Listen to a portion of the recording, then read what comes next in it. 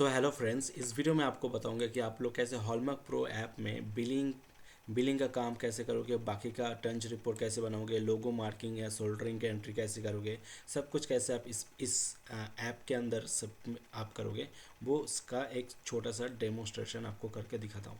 सबसे पहले आप यहाँ पे देख रहे होगे कि यहाँ पे आपको मेन रिक्वेस्ट का पेज दिख रहा है। यहाँ पे पेमेंट इन आज का कितना हमने पेमेंट एक्सेप्ट किया, कितने का हमने पे आउट दिया, कितना पीस आज रिसीविंग किया, कितना रिक्वेस्ट है टोटल, क्या कितना रिक्वेस्ट पेंडिंग, कितना रिक्वेस्ट पे रेडी है, कितना रिक्वेस्ट पेंडिंग है। ठीक है, यहाँ पे आपको दिख जाए। अब ये एंट्री मैंने कैसे किया, ठीक है, यहाँ पे मैं मैनुअली एंट्री नहीं करता हूँ इस ऐप में, यहाँ पे ऑटोमेटिक एंट्री होता है। बस आपको यहाँ पे जॉब नंबर की मैनुअल एंट्री करना होता है, या तो कुछ चेंजेस करना हो तो जाके आपको मैनुअल एंट्री करना होता है। तो सबसे मेन एंट्री कैसे होता है, मेन एंट्री होता है आपका अपलोड वाउचर। जो भी आप रिसीविंग जब जब भी आप रिसीविंग करते हो सामान, उस टाइम आपको एक वाउचर डाउनलोड करने का ऑप्शन होता है, HSC वाउचर, जिसके बिहाफ में आप जाके बिलिंग वगैरह सब कुछ वगैरह आप काम करते हो उसके ऊपर बेस्ड करके, क्योंकि उसी के ऊपर लिखा रहता है कितना रिक्वेस्ट है, कितना आइटम है, कितना वेट है, कितना पीवीटी, कौन सा पीवीटी है, कितना कौन सा रिक्वेस्ट नंबर है, सब कुछ उसमें लिखा रहता है। तो हम लोग क्या करते हैं, उसी वाउचर को डाउनलोड करके रख देते हैं। ठीक है, जैसे ये वाउचर है, उसी वाउचर को डाउनलोड करके रख देते हैं। बस आपका यहाँ पे ड्रैग एंड ड्रॉप या तो अपलोड कर देते हैं, या तो ड्रैग एंड ड्रॉप करके एक्स्ट्रा डाटा कर देते हैं। एक्स्ट्रा डाटा करते ही आपको यहाँ पे उस वाउचर का जो भी डिटेल सॉरी, उस वाउचर का जो भी डिटेल्स होगा आपको इस पेज में ऑटोमेटिकली डिडक्ट करके दे देगा। बस आपको यहाँ पे जॉब नंबर का फिल करना है। जॉब नंबर क्यों डालना होता है, जॉब नंबर डालना होता है बहुत सारे और भी इसमें बैकएंड में काम करने के लिए, जैसे रिपोर्ट बनाना, वेट कैप्चर में काम आता है। वो आपको जब आप डेमोस्ट्रेशन, आपको खुद से पर्सनल डेमोस्ट्रेशन कराऊंगा, तब आपको बताऊंगा कि जॉब नंबर डालने का बेनिफिट क्या होता है, आप इसमें स्टॉक वगैरह कैसे सब कुछ कैसे मेंटेन करोगे, वो आपको दिखाऊंगा। ठीक है, तो मैं यहाँ पे जॉब नंबर डाल देता हूँ। ठीक है, यहाँ पे मैं जॉब नंबर कॉपी करके डाल देता हूँ। जॉब नंबर डाल दिया, सबमिट कर दिया। सबमिट करते ही आपको यहाँ पे दिखा दिया कि मेन रिक्वेस्ट में चला गया। मेन रिक्वेस्ट में जाता हूँ तो आपके यहाँ पे मेहता ज्वेलर्स का पूरा एक रिक्वेस्ट मैंने किया था, अभी एक रिक्वेस्ट कर रहा हूँ 21। ठीक है, 21 20, यहाँ पे मैंने कुछ भी एंट्री किया, मैंने बस बाउचर अपलोड किया, जॉब नंबर डाला। बाकी अगर आप मान लीजिए अभी आपको तुरंत के तुरंत बिल जनरेट करना है, आप वो कर सकते हो, लेकिन इसका मेन प्रोसेस बोलते जैसे आपने इसमें रिक्वेस्ट अपलोड कर दिया, सबसे पहले जाता है एक्सरेप इंचार्ज के पास ना।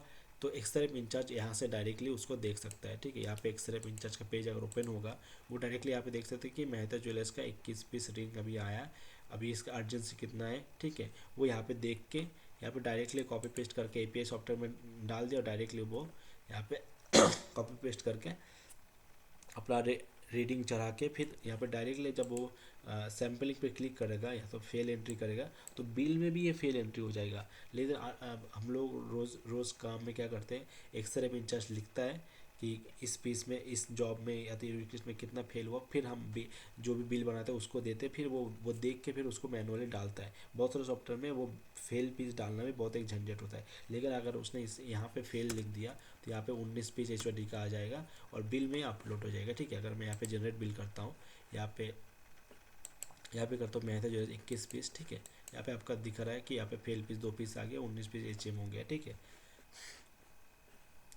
ठीक है, तो आप यहाँ पे देख सकते हो स्क्रैपिंग वेट, ये ऑटोमेटिक आ रहा है, ये कैसे ऑटोमेटिक आ रहा है, कोऑर्डिनेट कैसे ऑटोमेटिक आ रहा है, वो भी आपको सब सब आपको पर्सनल जब डेमोस्ट्रेशन होगा वो आपको दिखा दूंगा। ठीक है, यहाँ पे आप अगर पेमेंट कर रहे हो तो आप पेमेंट की एंट्री कर सकते हो, अगर आपको बिल में कुछ और चेंजेस करना है वो कर सकते हो। अगर मान लीजिए इसी ज्वेलर्स का और भी रिक्वेस्ट आया है, अगर मान लीजिए आप एक ही बिल में मल्टीपल रिक्वेस्ट डाल सकते हो, वो भी आप डाल सकते हो। ठीक है, ठीक है, तो मान लीजिए यहाँ पे जनरेट बिल कर देता हूँ। जनरेट बिल करते ही आपको तुरंत के तुरंत बिल प्रिंट करने का ऑप्शन मिल जाता है, मतलब 1 सेकंड के अंदर। ठीक है, बिल का फॉर्मेट कुछ इस तरह से रहेगा, आप अपने हिसाब से इस बिल का फॉर्मेट को चेंज करा सकते हो। ठीक है, तो यहाँ पे QR कोड रहता है, यहाँ पे दो QR कोड रहता है, एक फर्म का लोगो रहेगा आपका, यहाँ पे HOD स्कैनर का लोगो रहेगा। ठीक है, यहाँ पे आपका आइटम नेम, यहाँ पे जॉब नंबर लिखा रहेगा। अगर मान लीजिए कोई भी जॉब में मिनिमम 5 पीस से कम है, तो आप लिख के आएगा कि मिनिमम चार्ज अप्लाइड, जैसे इसमें लिखा आता है। ठीक है, यहाँ पे भगवती ज्वेलर्स पर अगर बिल क्लिक करता हूँ तो यहाँ पे लिख कर रहेगा कि यहाँ पे 4 पीस 22 कैरेट का, यहाँ पे job number, minimum charge applied, 200 रुपये रेट, 200 रुपये अमाउंट, ठीक है। यहाँ पे इस तरह से ये आ जाएगा ऑटोमेटिकली। यहाँ पे आपको कुछ करने की ज़रूरत नहीं होगा, चेंज करने की जरूरत, ये ऑटोमेटिक कोड में सब कुछ फिट है। क्योंकि हम लोग भी हॉलमार्क सेंटर में काम करते हैं, तो हम लोगों को ये डेली ये चीज़ यूज़फुल लगता है, तभी हम लोगों ने इसके बेस्ड मतलब काम के ऊपर बेस्ड करके हमने सॉफ्टवेयर को बनाया ताकि सबका काम ईजी हो, ठीक है। अगर आपको टच एंट्री करना है तो यहाँ पे कार्ड एंट्री पे जाके आप यहाँ पे कस्टमर का नाम, यहाँ पे रिंग टाइप सेलेक्ट करके आप इस तरह से कार्ड के एंट्री कर सकते, यहाँ पे इमेज अपलोड कर सकते हो, कैप्चर भी कर सकते हो। इस तरह से आपका टच का कार्ड आपको यहाँ पे मिल जाएगा, ठीक है। आप यहाँ पे 2 साइड है, आप चाहे एक साइड का करा सकते हो। यहाँ पे इस तरह से कार्ड आपको मिल जाता है टच रिपोर्ट का, ठीक है। अभी आपको दिखा देता हूँ कि सबसे मेन जो रिपोर्ट चाहिए होता है, एक तो ज्वेलर्स का लेजर चाहिए होता है, ठीक है। तो यहाँ पे मैं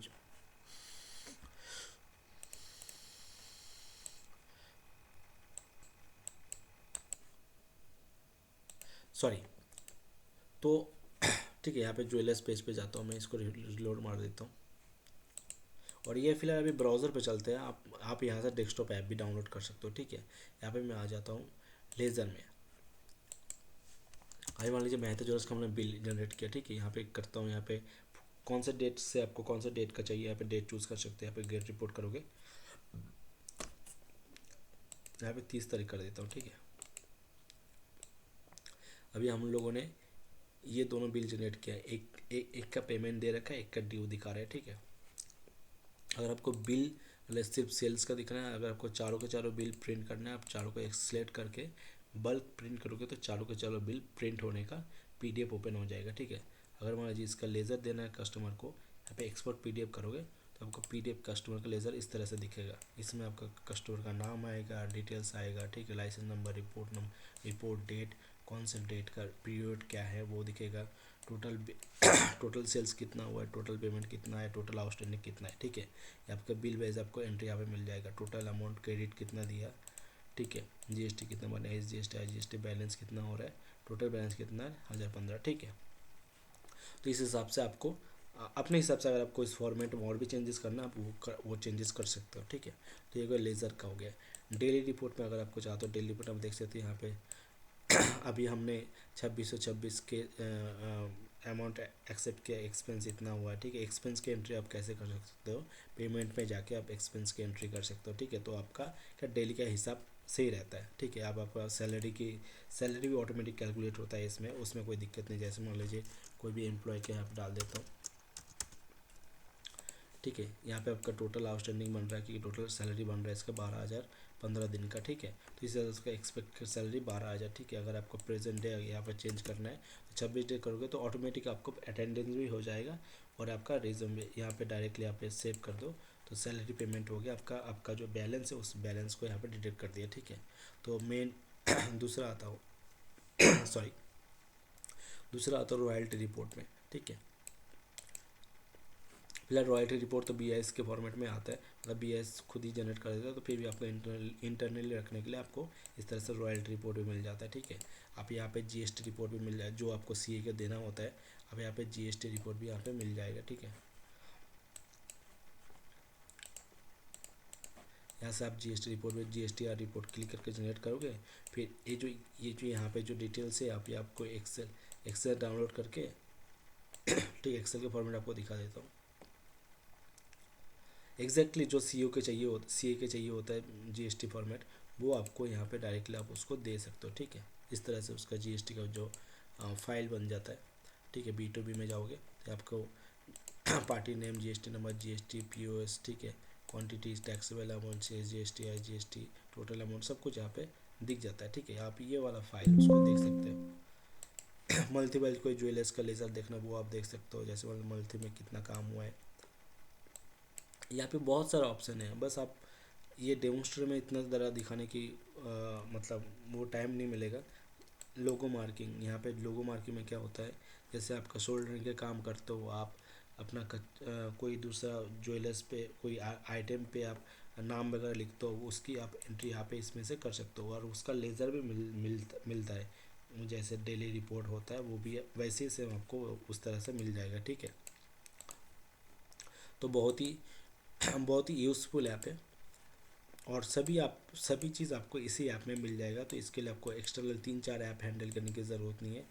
अगर आपको इसमें और भी फंक्शन चाहिए तो वो भी आप इसमें इम्प्लीमेंट कर सकते हो। वो थोड़ा सा वो उस फंक्शन के ऊपर डिपेंड करता है कि उसमें कितना कॉस्टिंग आ जाएगा। ठीक है, यहाँ पे अटेंडेंस भी आप यूज़र का बना सकते हो।